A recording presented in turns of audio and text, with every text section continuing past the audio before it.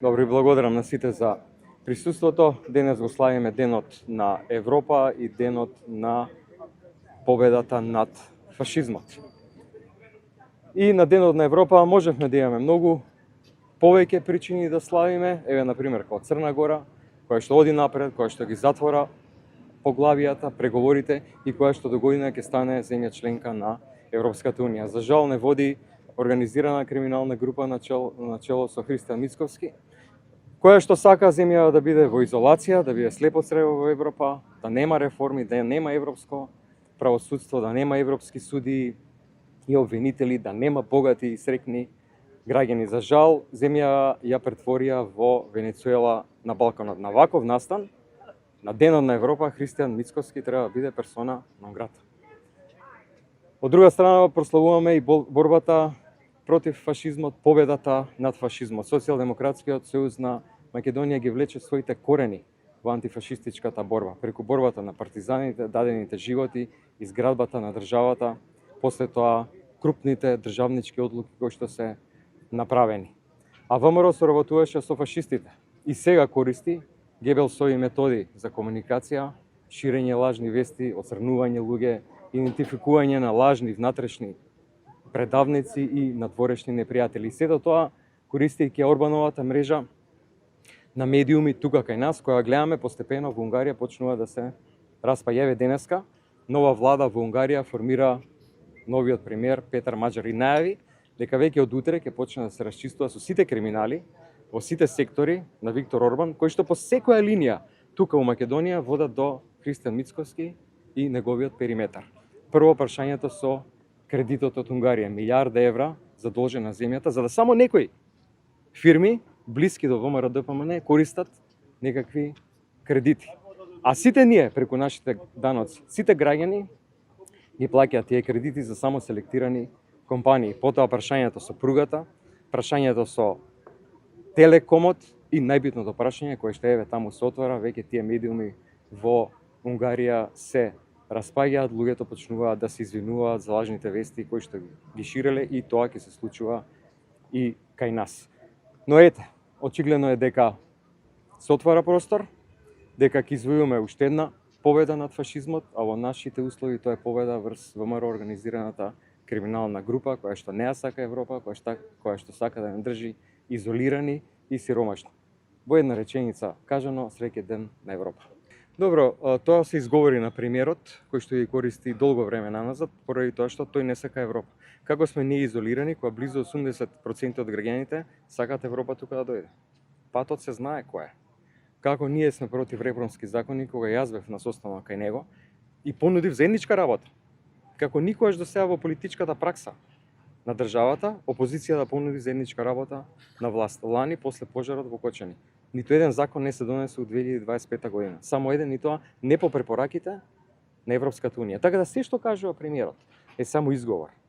Поради тоа што се знае што треба да се направи за да се почне со преговорите. Треба да се направат уставните измени. Што е за него обединувањето?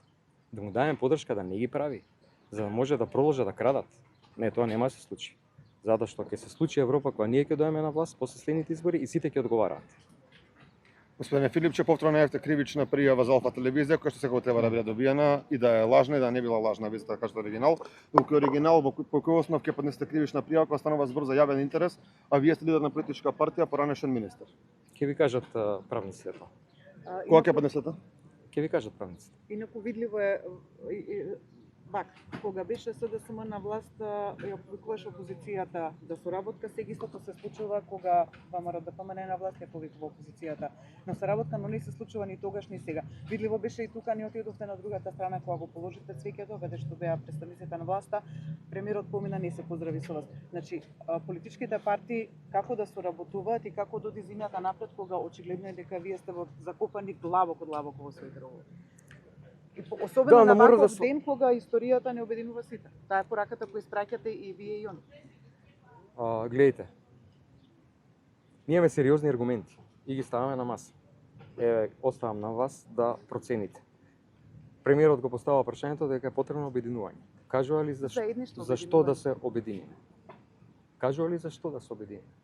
На било каква порака која ја пуштаме дека е потребна Европа, тие ги пуштаат своите ботови, лажни вести и напаѓаат дека сме предавници.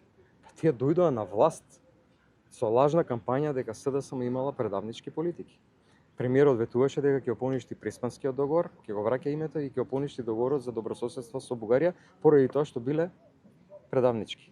А ако биле предавнички, зошто не го прави тоа? Тоа значи дека не биле.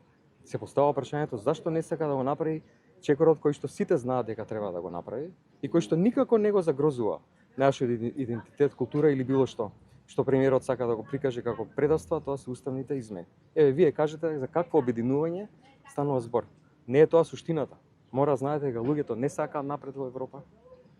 Не сакаат европска контрола на системот. Зашто сакаат да продолжат да крадат народни пари преку наместени тендери. Тоа е суштината.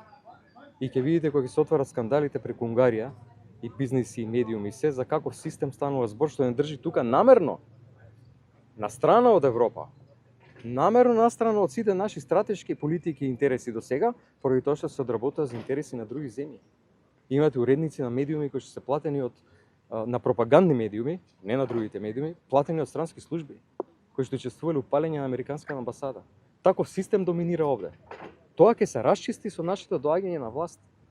Прво ќе се усвои закон за антикорупција и сите ќе одговараат. Сите ќе одговараат, не селективно. Ќе се расчисти со системот на лажни вести. Ќе се направат уставните измени.